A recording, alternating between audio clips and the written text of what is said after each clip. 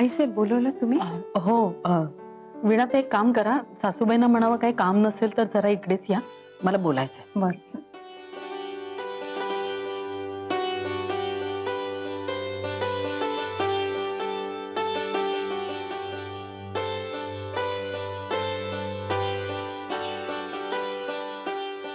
काय कशी आले? कशा पाय बोलवले? हो जरा बोलायचंय तुमच्याशी महत्वाचं. बोल की. मंजिरीची अंकिता काकू आहे ना, ती पुण्याला जायच्या आधी मला भेटली. तू काय म्हणले त्या? अंकिता काकूचं आणि सुहासचं म्हणणं असं आहे की आता नवीन कुठलं विघ्न उपटायच्या आतमध्ये लवकरात लवकर लग्नही करून टाकावं, म्हणजे एकदाचा सुहास आणि प्रिया अमेरिकेला निघून जातील आणि त्यांचा संसारही मार्गी लागेल ना. अगं मग बराबरच आहे की तिचं. मला पटतंय. तू बी विचार केलास ना तर तुला बी पटेल. नाही नाही मलाही पटतच आहे, म्हणजे पटण्यासारखंच आहे हे. पण हो लई घाई गडबड होईल असंच नव. हा काय काळजी करू नकस तू. समज व्यवस्थित होईल बघ. का समज सुखाचं आणि निर्विघ्नपणे पार पडलं म्हणजे झालं नव. हो लग्नाचं समज मार्गी लागल ग. पण मला सांग, मंजिरी कुठं दिसली नाही ती ग? अहो ती आणि सत्यजित डॉक्टर पेंडशांकडे गेलेत. आजची अपॉइंटमेंट होती ना त्यांची. असं व्हय. या पोरीच्या बाळणपणाची लई काळजी लागून राहिल्या बघ मला. खरं सांगू, मला तर आता भीतीच वाटायला लागली. ही मंजिरी बी लई हट्टी आहे ग. हिला समद्यांची चिंता. आता साखरपुड्याला इतकी दगदग करायची काही गरज होती का? पण नाही, कोणाचं ऐकायचीच नाही. सकाळी माझ्याकडे सत्य आला होता. लई हळवा झाला होता बघ. मी काढली तिची समजूत, पण खरं सांगायचं तर मला बी आता भीती वाटायला लागली. आता त्या परमेश्वरावरच भार टाकलाय समजा. हे पोरग म्हणजे त्याचाच प्रसाद आहे. दिवस काय ती काळजी घेईल त्याची. असं सारखं सारखं माझ्याच मनाला समजावत असते ना. तुम्ही काळजी करू नका सासूबाई, सगळं ठीक होईल. तेच मागणं आहे माझं, दुसरं कायच नाही. स्वामी.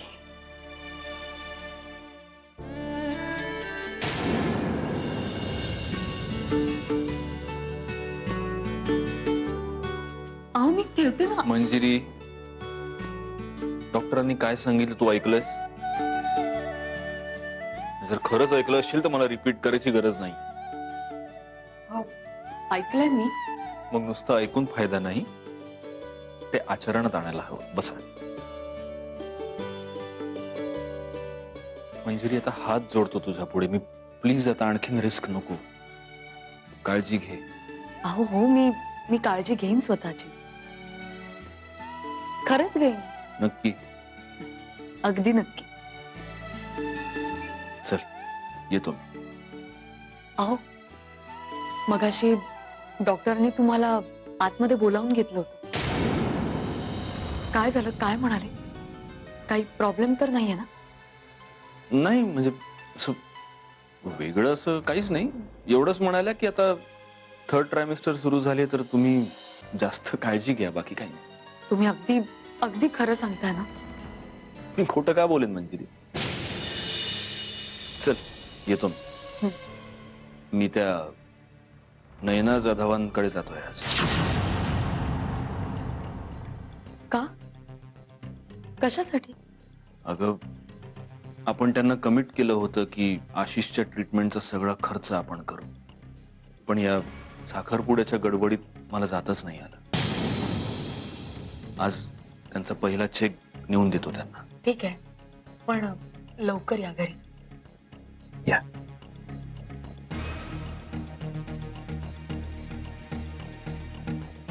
ते पाणी पाठवतो.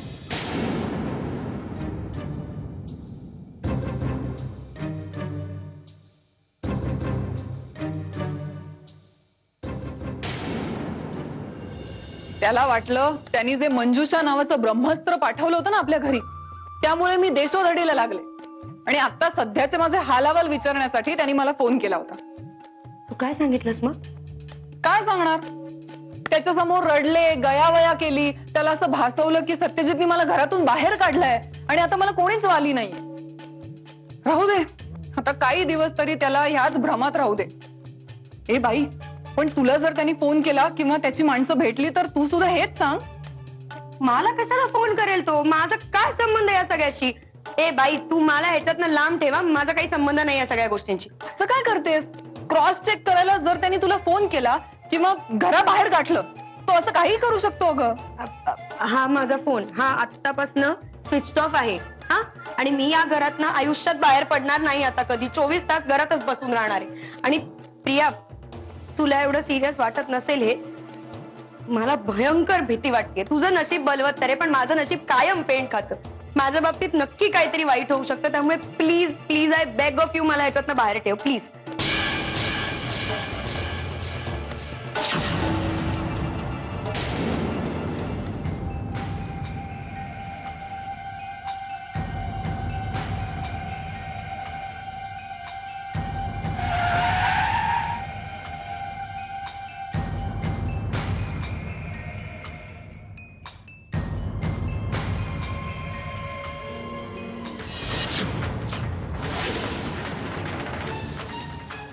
थांब.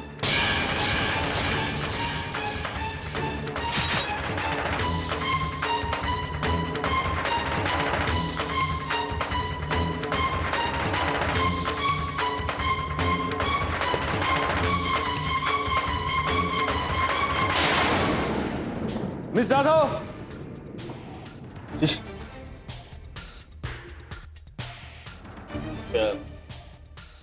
त्या नैनाबाई कुठे?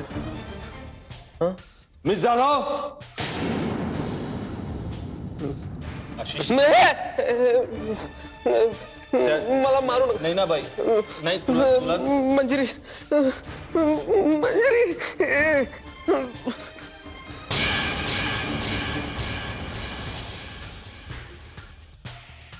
मिस नैना जाधव.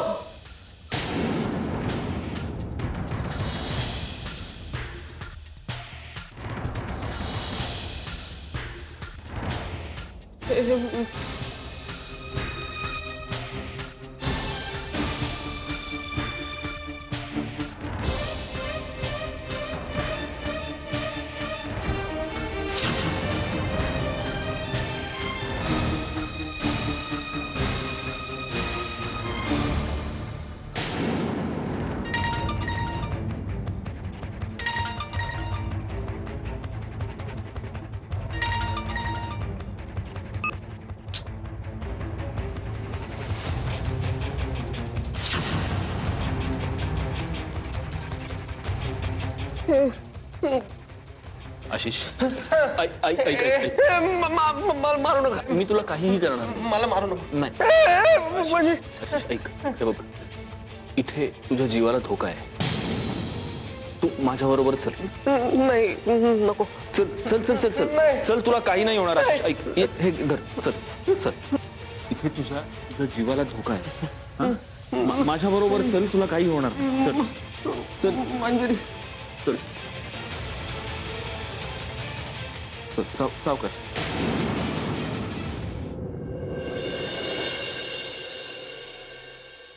काही म्हण सत्यजित, पण याला इथे जे घेऊन आलायस ते मला अजिबात पटलं नाही. तुला कळते का तू काय केलंयस ते? व्यंग, तू जरा माझं ऐकून घेणार आहेस तर मी बोलतो. तुला सतत फोन करून त्रास देणारी ती मुलगी लक्षात आहे?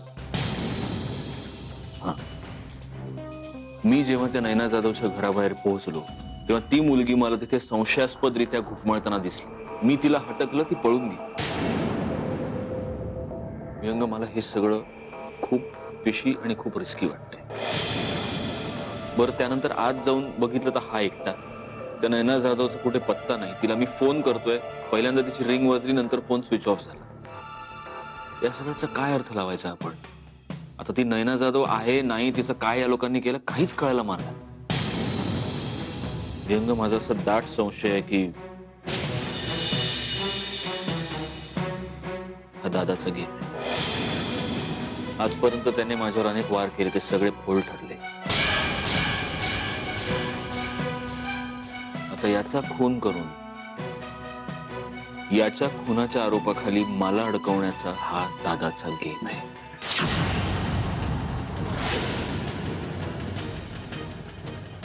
त्यामुळे आता याला माझ्या जवळ ठेवण्या वाचून माझ्याकडे दुसरा कुठलाच पर्याय नाही. निदान नैना जाधवचा पत्ता लागेपर्यंत तरी. हे सगळं जाऊ दे, पण आता हा राहणार कुठे?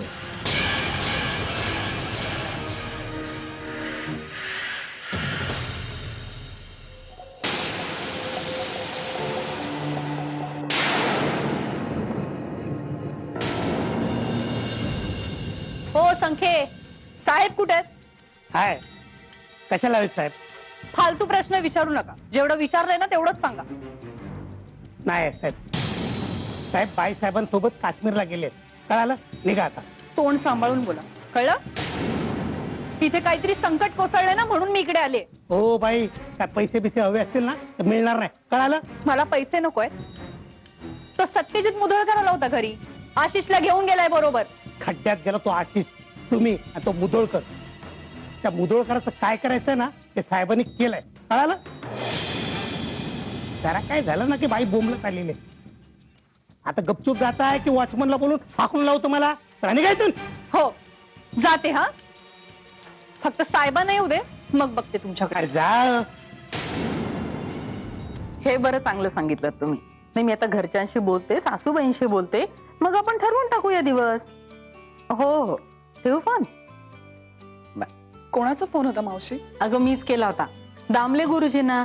तुझ्या लग्नाचा मुहूर्त नको ठरवायला आता? ते म्हणाले पुढच्या महिन्यात चांगले मुहूर्त आहे. अरे वा, मग पुढच्याच महिन्यात करूया आपण प्रियाचं लग्न. चालेल नाही? करूया, पण तू जरा सांभाळू ना. पुन्हा त्रास व्हायला नकोय तुला. हो, म्हणजे काळजी घेईन मी. मावशी, मी काय म्हणते, म्हणजे तुला पटत असेल तर बघ. माझं आणि सुहासचं असं म्हणणं होतं की आपण लग्न रजिस्टर केलं तर, म्हणजे सगळ्यांची धावपळही वाचेल आणि खर्चही कमी होईल. चालेल का? अगं प्रिया, काय बोलतीयस? मला जर मुलगी असते तर मी खर्चाचं निमित्त करून तिला सांगितलं असतं का रजिस्टर लग्न कर म्हणून? हे बघ, लग्न कुणाशी करायचं हे तू ठरवलंस की नाही. आता ते कशा पद्धतीने करायचं ते आम्हाला ठरवू दे. कळलं? आणि तसंही तुझ्या लग्नात मला मिरवण्याची संधी नको का मिळायला? हा मिरव ग बाई, मिरव. तुम्ही म्हणाल तसं. झालं समाधान? आता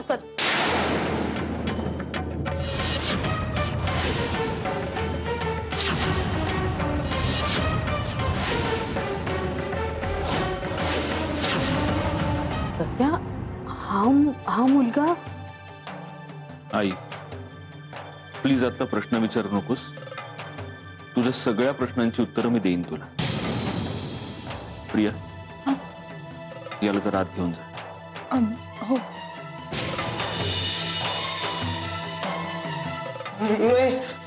आशिष, मारू नको. नाही नाही आशिष, ऐक ऐक. ती तुला काहीही करणार नाही. तिच्याबरोबर आज जा जा.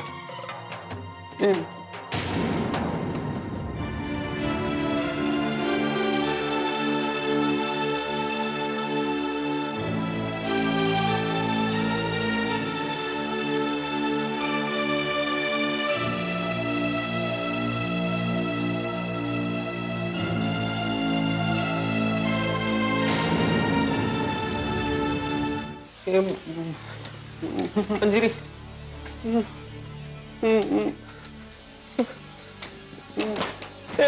मंजिरी, मला मारू नको. तुझी ही नाटकं आहेत ना, ती बंद करायची. आणि मला सांग, तू इथे का आलायस?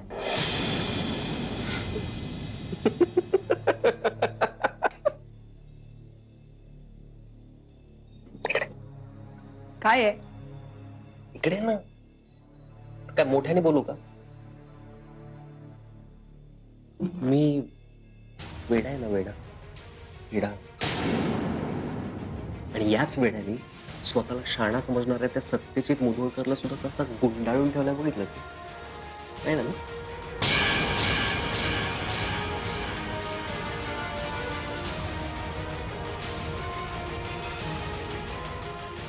प्रिया, माझा ना विश्वासच बसत नाहीये.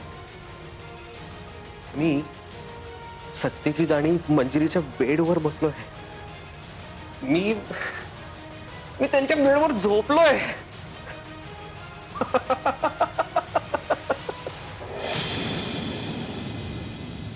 हे प्रिया, तुला माहितीये मला इथे कोणी आणून झोपवलं ते? स्वतः सत्यजित मुधोळकरांनी. अगं, स्वतः सत्यजितनी मला आणून इथे झोपवलंय. याला म्हणतात डोकं, दिमाग. आणि तू काय करतेस? फक्त मूर्खासारखी उभी राहून तमाशा बघत बसलीस, हो ना? ए प्रिया, प्रिया प्रिया, मी असं ऐकलं की तुझं पण हे लग्न ठरलं होतं. मग काय झालं? मोडलं का लग्न? हा, का ग?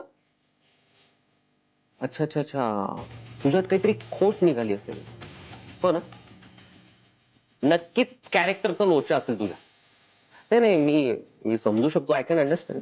एक मिनिट, हे सगळं तुला कसं कळलं? याचा अर्थ आशिष, तू या सगळ्याच्या मागेस? हे छे ग,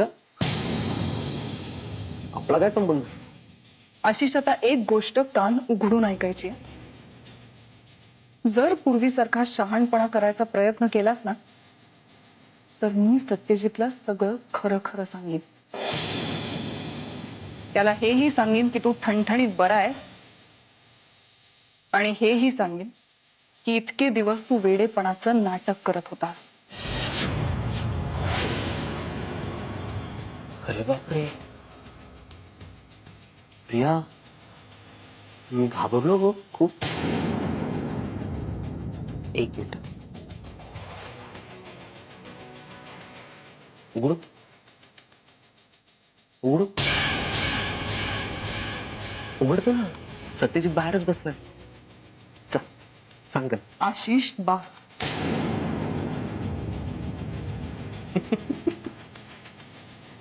तुला काय वाटलं का? तू सांगितल्यानंतर मी काय फक्त बघत बसणार आहे? पत्ते माझ्याही हातात आहेत प्रिया. तेव्हा तेरी भी चूक आणि मेरी भी चूक.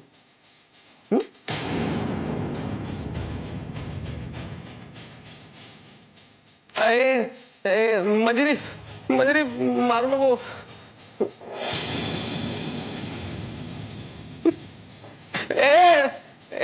मंजिरी, मंजिरी, मारू. तू बाहेर कुठेही त्याची व्यवस्था करू शकला असतास. नाही आई, बाहेर कुठेही त्या मुलाच्या सेफ्टीची गॅरंटी मला नाहीये. तुला तुला कळत कसं नाही? त्या नयना जाधव बाईचं काय झालं माहित नाही. हा सगळा दादाचा गेम आहे आणि मला गोत्यात आणण्यासाठी दादा कुठल्याही थराला जाऊ शकतो. ठीक आहे, मला पटतंय तू काय म्हणतोयस ते. पण आता मला तुम्हा दोघांना एकच सांगायचं आहे. त्या मुलाला तू या घरात आणून ठेवलंय. आता त्याच्यावरून तुम्हा दोघांमध्ये मला कुठलेही वाद, गैरसमज, भांडणही नकोय.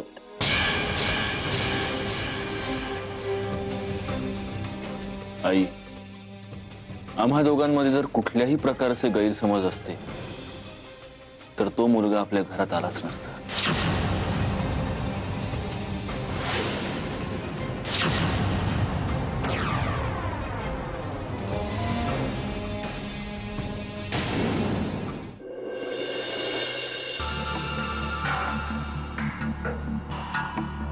अहो, तुम्हाला जेवायला वाढू का? बाकीचे पण येतील एवढ्यातच. मंजिरी, मी त्या मुलाला आपल्या घरी घेऊन आलो. तुला काही प्रॉब्लेम नाही? आता घर तुमचं आहे, तुम्ही घ्याल तो निर्णय मान्य आहे मला.